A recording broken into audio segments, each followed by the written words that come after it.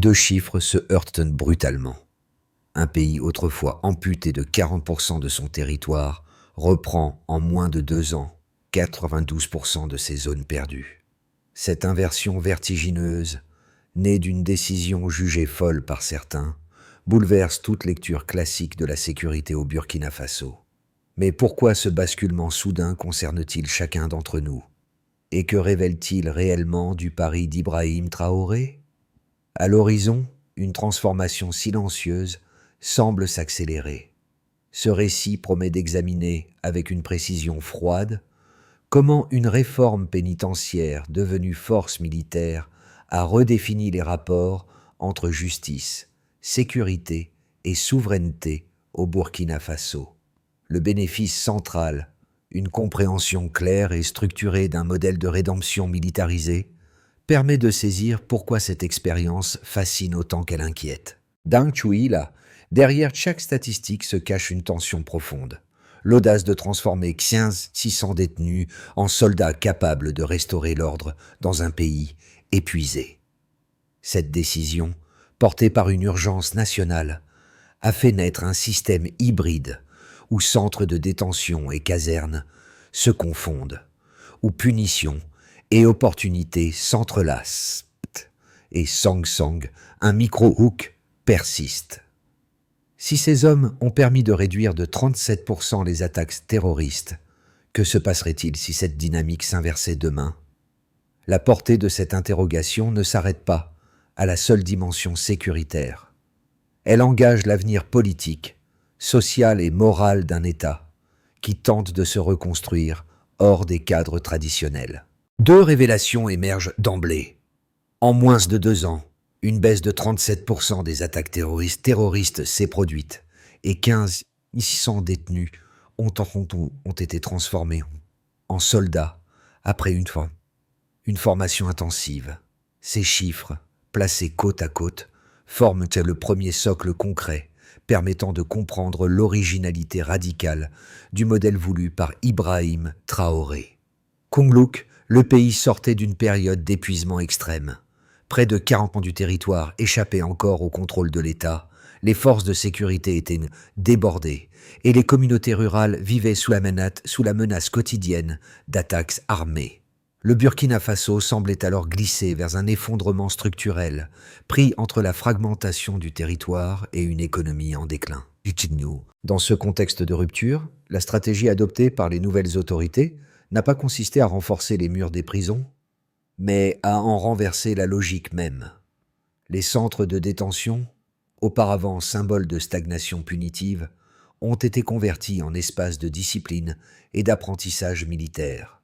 Chaque détenu libéré n'était plus seulement un individu à réinsérer. Il devenait une composante active d'un projet national de reconquête. Cette transformation s'est diffusée comme une onde, bac-co, entre justice et souveraineté, mêlant rédemption individuelle et défense collective. Dans Chouïla, le monde extérieur observait ce basculement avec perplexité. Une telle redéfinition du rôle social et militaire des anciens prisonniers bousculait les normes établies. Cependant, à l'intérieur du pays, les premières reconquêtes territoriales et la stabilisation progressive de zones rurales confirmaient une dynamique inattendue. La chronologie du changement montre une articulation nette. Crise profonde, pari radical, résultat mesurable, repositionnement du pays dans le Sahel. Jossel, c'est précisément cette chaîne causale qui permet d'expliquer pourquoi le modèle burkinabé est aujourd'hui scruté comme un laboratoire de justice réparatrice militarisée. Un modèle encore fragile, mais porteur d'une ambition rare. C'est à travers 2 trajectoires individuelles que se dessine la portée concrète de cette expérience. La première est celle d'un ancien détenu devenu soldat, longtemps perçu comme un marginal sans avenir. Après sa libération, il a intégré une unité chargée de sécuriser un couloir rural où les attaques se multipliaient. Formé à la discipline militaire, il a appris à utiliser sa connaissance du terrain pour protéger les villages autrefois menacés. Dans son témoignage, il affirme qu'en portant l'uniforme, il a retrouvé une dignité qu'aucune prison ne pouvait offrir. Son histoire illustre une réinsertion vécue comme une seconde naissance. Il n'est plus un criminel, mais un protecteur. Song Sang, une seconde trajectoire s'impose, celle d'un villageois ayant perdu un membre de sa famille lors d'une attaque armée. Pendant des années, il a vu les zones agricoles se vider et les marchés se fermer. Lorsque les premières unités composées d'ex-détenus sont arrivées, il était sceptique, voire hostile. Pourtant, en quelques mois, les routes ont été rouvertes, la production agricole a repris et les déplacements sont redevenus possibles. Aujourd'hui, il déclare voir en ses soldats des alliés inattendus, affirmant que leur présence a rendu à sa communauté une vie presque normale. Ces deux récits, placés doigt-chieux, montrent comment un même programme peut réhabiliter un individu tout en reconstruisant un tissu social meurtri. À ce moment clé, tout commence par une rupture nette. Le Burkina Faso, étouffé par l'insécurité, cherche une issue immédiate. Les attaques se multiplient. Les forces en place s'épuisent. C'est dans ce vide stratégique que se produit le Kichwat, la décision d'Ibrahim Traoré de libérer et former 15 600 détenus pour les intégrer à l'armée.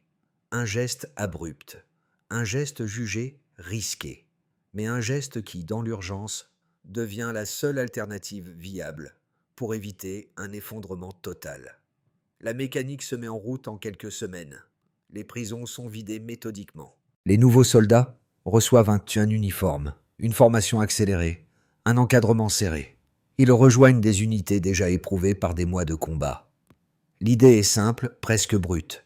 Transformer la faiblesse en force, convertir des trajectoires brisées en outils de stabilisation nationale.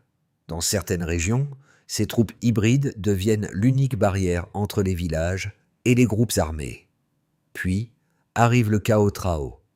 Les premières opérations montrent une efficacité inattendue. Les patrouilles avancent vite. Les axes routiers sont rouverts les uns après les autres. En moins de 2 ans, 92% du territoire est reconquis. Les statistiques, longtemps écrasées par la spirale de la violence, basculent. Une baisse de 37% des attaques terroristes, des marchés qui reprennent vie, des zones agricoles à nouveau exploitées. Au cœur de cette montée en puissance, la présence des anciens détenus change la donne. Ils connaissent les zones difficiles. Ils comprennent les tactiques ennemies. Ils se battent pour une rédemption qu'ils n'auraient jamais espérée. L'effet psychologique est massif. Pour les communautés locales, la peur recule. Pour les groupes armés, l'incertitude augmente. Et pour les institutions, une nouvelle stabilité devient envisageable. Mais Numwa Kaotrao, la retombée arrive. Dushu Dushan. Avec le recul, des tensions émergent. Les ONG dénoncent la militarisation croissante. Des analystes craignent un modèle difficile à contrôler sur le long terme. Certains observateurs occidentaux s'interrogent. Que se passe-t-il si ces soldats, issus de la détention, échappent un jour à la chaîne de commandement? D'autres soulignent la fragilité d'un système reposant sur un équilibre instable entre discipline, loyauté et rédemption.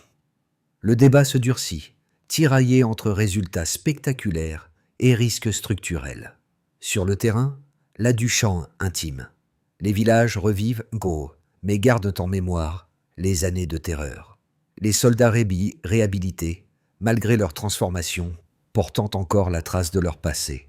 Les communautés apprennent à coexister avec cette nouvelle armée composite. La confiance progresse, mais elle n'est jamais totale. Chaque succès doit être confirmé, chaque avancée doit être consolidée. Dans les couloirs du pouvoir, le dilemme prend forme. La stratégie d'Ibrahim Traoré a fonctionné dans un contexte d'urgence. Mais peut-elle tenir dans un contexte de normalisation progressive? Et surtout, quel est le prix réel d'un modèle aussi radical? Ce tremblement continu entre victoire et vulnérabilité ouvre la question que tout le pays refuse encore de formuler clairement. La transformation initiée peut-elle durer sans se retourner contre ceux qui l'ont portée?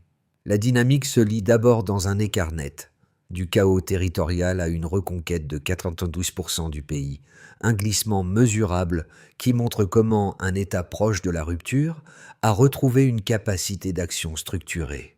Ce baseline delta révèle que la reconquête n'est pas un simple récit héroïque, mais l'effet cumulé d'opérations menées par une armée soudainement renforcée, y compris par ceux qui étaient encore détenus quelques mois auparavant. Le premier indicateur clé est la baisse de 37% des attaques terroristes observées dès les premiers mois du programme. Cette chute traduit un changement de rapport de force, car les patrouilles consolidées ont saturé les zones auparavant laissées aux groupes armés. Elle témoigne aussi d'une meilleure connaissance du terrain, les ex-détenus utilisant leur expérience locale pour contourner les anciennes failles sécuritaires. Enfin, ce recul rapide indique que la présence accrue des unités réhabilitées a produit un effet psychologique déterminant sur les groupes ennemis. Le deuxième indicateur, souvent sous-estimé, concerne la hausse de 21% de la production agricole dans le Nord. Cette reprise reflète directement la sécurisation progressive des axes et des villages autrefois désertés. Elle prouve que les opérations militaires ne se sont pas limitées à un gain territorial, mais ont permis la réactivation des cycles économiques locaux. Elle marque aussi le retour des marchés ruraux, signe visible que la population réinvestit les espaces abandonnés. Et surtout, elle indique que la stabilisation sécuritaire produit déjà un dividende économique tangible. Le troisième indicateur est peut-être le plus surprenant. Le taux de récidive est tombé à 0 parmi les 600 anciens détenus devenus soldats. Ce résultat signifie que la transformation imposée ne s'est pas réduite à un changement d'uniforme, mais à une reconstruction identitaire. Il montre que le service militaire a créé une nouvelle structure de responsabilité individuelle et collective. Il illustre aussi la solidité du protocole de formation, pensé pour empêcher toute dérive.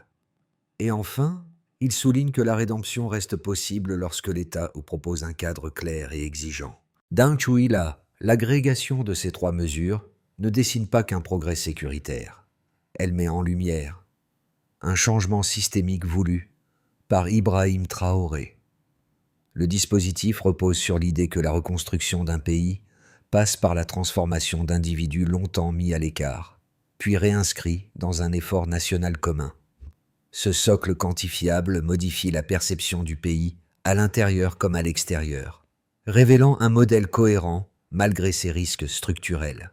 Gökley, les critiques soulignent que ces chiffres, bien qu'impressionnants, demeurent fragiles tant que le système repose sur une armée sociologiquement hétérogène.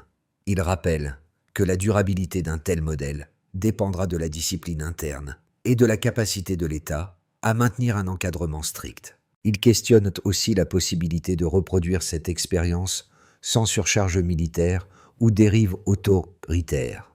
New Today, une tension analytique se précise. Les résultats quantifiables prouvent l'efficacité immédiate du programme, mais la question de la soutenabilité reste ouverte. Les données montrent une stabilisation solide, mais pas encore consolidée. Les tendances qui sont positives, mais leur permanence n'est pas garantie. Ce sont ces lignes, à la fois robustes et fragiles, qui définiront les défis des prochains mois. Deux thèses majeures structurent aujourd'hui le débat autour de cette politique singulière. La première, portée par ses partisans, affirme que transformer 600 détenus en soldats constitue une réponse pragmatique à une crise nationale extrême. Selon eux, ces hommes ont permis de combler un vide sécuritaire béant, d'accélérer la reconquête territoriale et de rétablir une présence étatique là où elle avait disparu. Ils rappellent que sans cette mobilisation atypique, il aurait été impossible de reprendre 92% du territoire en moins de 2 ans. Pour ce camp, l'expérience est la preuve qu'un pays peut renaître en utilisant des ressources humaines jusque-là négligées, à condition d'imposer discipline, formation et objectifs clairs. Il souligne aussi qu'un taux de récidive tombé à 0 montre qu'une transformation morale profonde est possible lorsque la structure militaire devient un outil de rédemption. Gökley une thèse opposée, mais se en garde contre les risques systémiques d'un tel modèle. Les ONG redoutant une militarisation excessive de la société et l'effacement progressif de la frontière entre justice civile et pouvoir armé. Elles craignent qu'une telle armée composite puisse devenir difficile à contrôler, surtout si la loyauté bascule un jour vers des intérêts particuliers. Certains analystes internationaux évoquent même le risque qu'un dispositif conçu pour répondre à l'urgence finisse par engendrer une dépendance permanente aux militaires, au détriment d'institutions civiles plus fragiles. Cette inquiétude se nourrit de précédents historiques dans la région où des armées parallèles ont parfois échappé au contrôle des autorités.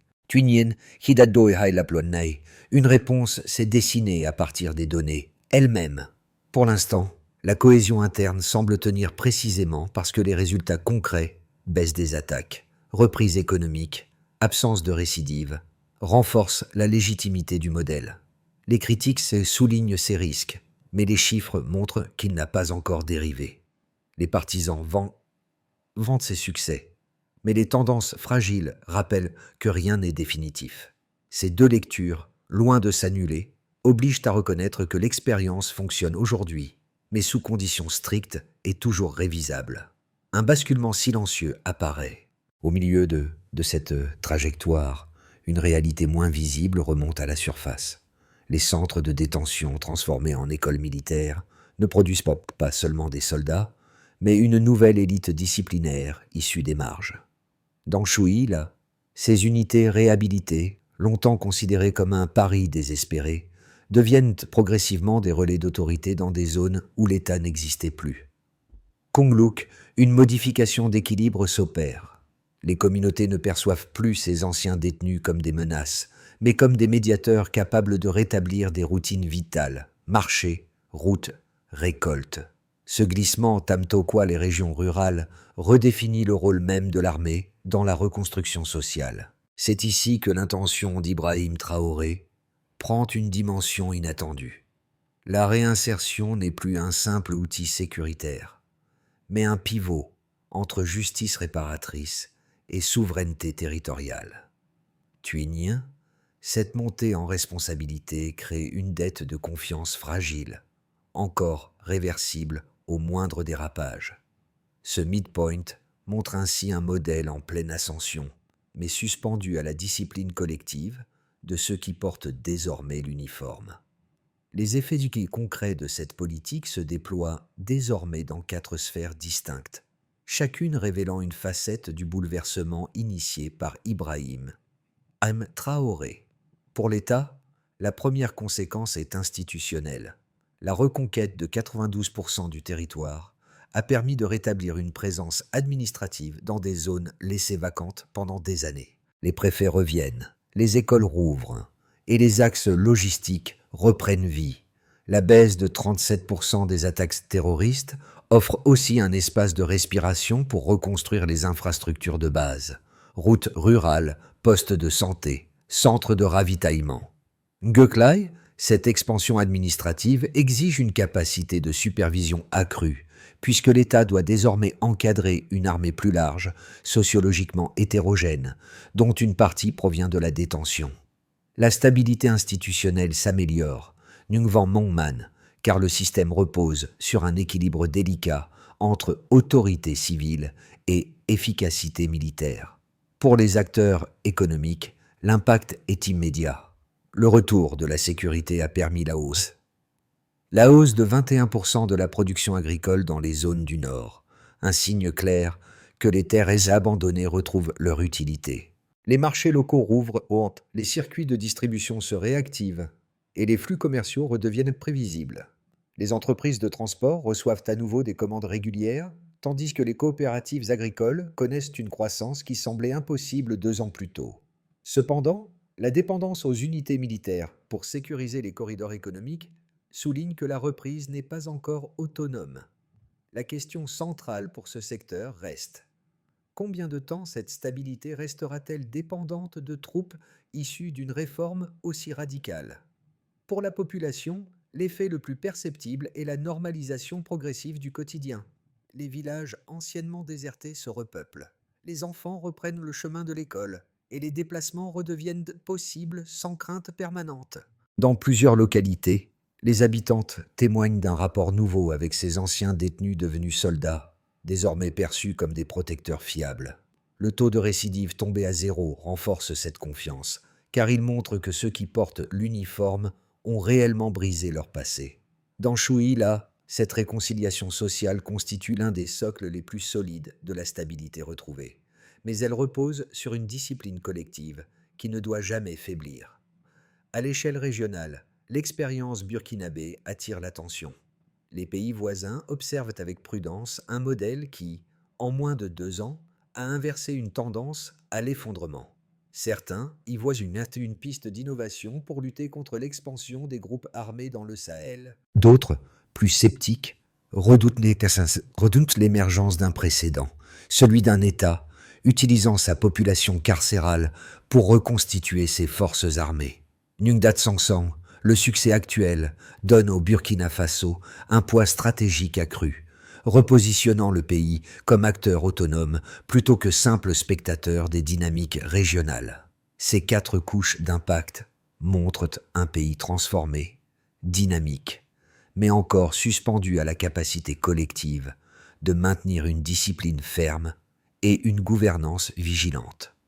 Dans l'hypothèse la plus réaliste, le Burkina Faso maintient la dynamique actuelle sans bond spectaculaire ni effondrement. Les unités issues de la réforme conservent une discipline suffisante, permettant la poursuite de la baisse des attaques et la stabilisation des zones rurales. La production agricole pourrait croître d'environ 10%, portée par la sécurisation continue des corridors commerciaux. Cependant, l'État devra redoubler d'efforts pour encadrer une armée élargie, veillant à prévenir tensions internes et dérives locales. Ce scénario repose sur une vigilance constante. La réussite dépend du maintien d'un équilibre entre autorité civile et capacité opérationnelle militaire. Dans la trajectoire haute, la cohésion des unités se renforce et les communautés approfondissent leur confiance envers les soldats réhabilités.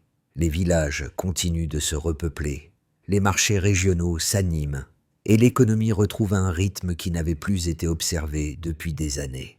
À ce stade, le modèle pourrait attirer l'attention du Mali ou du Niger, ouvrant la voie à une coopération militaire et formatrice inspirée du procédé burkinabé. Le pays gagnerait alors une autorité nouvelle, passant du statut de nation en crise à celui de fournisseur de compétences sécuritaires dans le Sahel. Un tel scénario placerait le Burkina Faso dans une position stratégique inédite, renforçant encore les effets de la démarche initiée par Ibrahim Traoré sans en modifier la structure profonde. La perspective la plus sombre repose sur une perte de discipline au sein des troupes réhabilitées, une mutinerie locale, une dérive d'un commandement intermédiaire ou une fracture morale pourrait suffire à éroder la confiance acquise auprès de la population. Les ONG et observateurs internationaux pointeraient alors une militarisation déstabilisante, et l'État serait confronté à une contestation croissante. Dans un tel contexte, la reconquête territoriale pourrait se figer, voire reculer, entraînant une spirale de doute interne et de pression extérieure. Ce scénario, bien que minoritaire, rappelle la fragilité intrinsèque d'un modèle fondé sur des trajectoires individuelles radicalement réorientées. En guise de recommandation de réflexion, pour lire ces 3 trajectoires sans biais, un principe s'impose: évaluer la discipline, non l'intention. Car, dans les 6-12 prochains mois, ce n'est pas la nature du modèle qui décidera de son avenir, mais la constance comportementale de ceux qui le portent. Pour saisir pleinement la portée de cette transformation, il faut la regarder à hauteur humaine, là où ses effets se répercutent dans 3 cercles distincts. En ce qui concerne ceux qui vivent dans les zones rurales, pour les familles qui ont vu leur village déserté, puis réanimé, le changement n'a rien d'abstrait. La réouverture des marchés, le retour des récoltes et la sécurité retrouvée transforment sur leur quotidien. Ils ne lisent pas des statistiques. Ils constatent que les routes sont de nouveau praticables, que les nuits sont plus calmes, que les enfants peuvent reprendre l'école. Cette population, longtemps enfermée dans la peur, découvre une forme de respiration nouvelle, encore fragile, mais enfin tangible. Pour ceux qui regardent depuis les centres urbains, à Ouagadougou et dans les grandes villes, l'expérience prend un sens différent.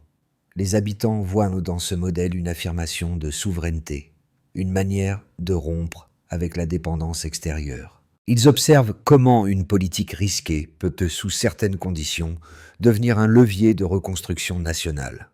Pour eux, la question centrale n'est pas seulement la sécurité, mais la possibilité d'imaginer un État qui réinvente ses propres outils.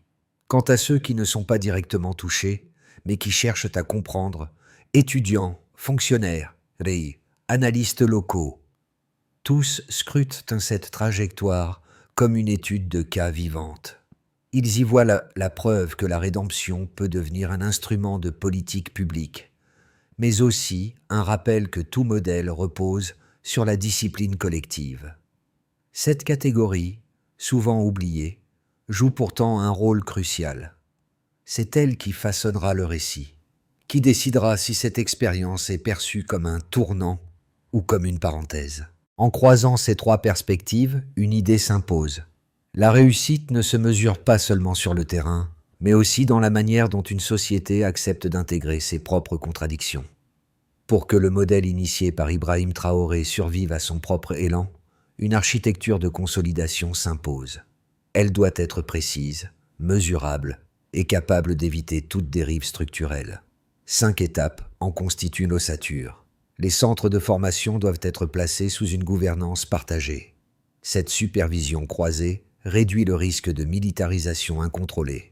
Elle garantit aussi que chaque ancien détenu reçoit un encadrement civique aussi rigoureux que la formation militaire.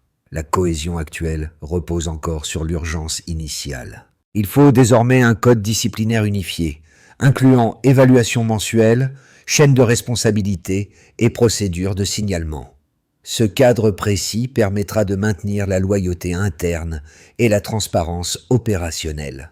Les écoles, universités et administrations doivent adopter des modules éducatifs inspirés de cette expérience.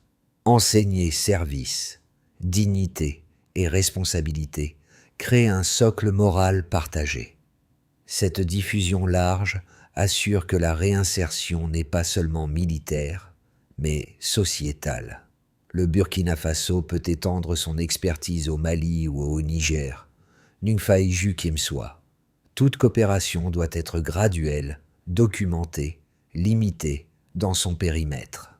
Objectif: partager un modèle, sans exporter ses fragilités. Chaque trimestre, un rapport public sur la discipline, les performances opérationnelles et l'impact social. Ces audits réguliers servent de pare-feu contre toute dérive interne ou glissement autoritaire. Today, une conclusion transversale se dégage. La réussite ne dépend pas du geste initial, mais de la capacité à institutionnaliser sa stabilité. Le retour aux 2 trajectoires du début éclaire le chemin parcouru. L'ancien détenu devenu soldat, qui avait retrouvé sa dignité dans l'uniforme, marche désormais aux côtés de ceux qu'il protégeait autrefois, sans imaginer qu'un tel rôle serait possible. Le villageois qu'il avait d'abord accueilli avec méfiance voit aujourd'hui en lui non seulement un protecteur, mais un repère de stabilité, un signe que la peur peut reculer lorsque la société accepte de se reconstruire avec ses propres failles. Cette rencontre, fragile mais réelle, incarne le pari voulu par Ibrahim Traoré, transformer la rupture en lien et la faute en responsabilité. Elle rappelle que la rédemption n'est pas un récit abstrait, mais une tension continue entre le passé et la possibilité de le dépasser. Dans les rues de Ouagadougou, comme dans les hameaux reculés, cette alchimie demeure visible dans chaque marché qui rouvre, chaque route sécurisée, chaque uniformisation lente de la confiance publique. Et dans le regard de ces 2 hommes, l'un réhabilité, l'autre réconcilié, une même idée persiste. Un pays peut renaître lorsque chacun accepte sa part d'effort. Codine, la dignité peut devenir une force collective. Ce parcours révèle qu'un pays peut se réinventer à partir de ses propres fractures, pour peu qu'il ose transformer le risque en responsabilité partagée. Le modèle burkinabé, porté par des choix radicaux mais assumés, montre qu'une justice réparatrice peut devenir un outil de reconstruction nationale lorsqu'elle s'appuie sur la discipline, la transparence et l'engagement collectif. Mais cette expérience n'est pas un récit clos. Elle reste une œuvre en mouvement, un équilibre à protéger, une promesse à vérifier dans le temps. Today, chaque lecteur, qu'il soit citoyen du Burkina Faso, observateur extérieur ou simple curieux des dynamiques sociales, se retrouve face à une question essentielle. Car si un pays marqué par des années de conflits peut retrouver un souffle nouveau, alors la réflexion dépasse largement ses frontières. Elle touche à notre manière de comprendre la justice, la responsabilité et la possibilité d'une seconde chance. La transformation engagée ne demande ni admiration aveugle ni rejet automatique, mais une capacité à observer, analyser et dialoguer. Reste à savoir comment chacun choisira de s'y engager. Et vous, jusqu'où pensez-vous qu'une société puisse aller en choisissant la rédemption plutôt que la punition ?